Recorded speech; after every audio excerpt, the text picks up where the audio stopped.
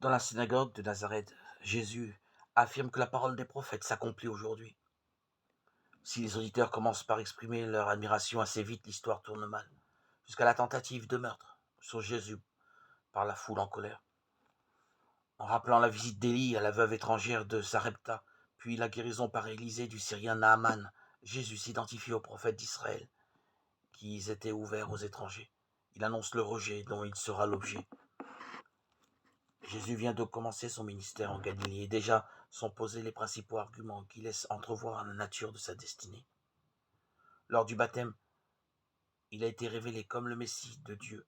Puis à la synagogue, il a annoncé la venue du salut et s'est identifié au Messie.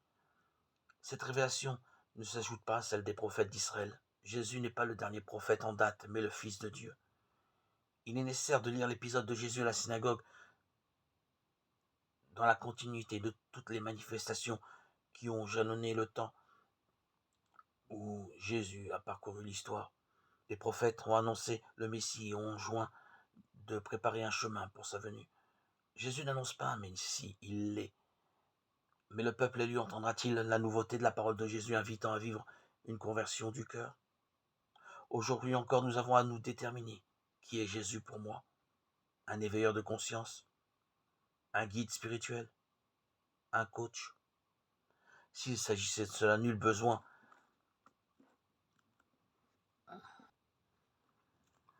de le suivre. Nous pourrons aller trouver cette aide et ce soutien dans toutes les associations, dans les clubs de gym. Non. Recevoir Jésus, c'est recevoir le don divin du Père, qui a été fait en Jésus, et par lui, à toute notre humanité. Rien d'abstrait, mais un mystère très beau,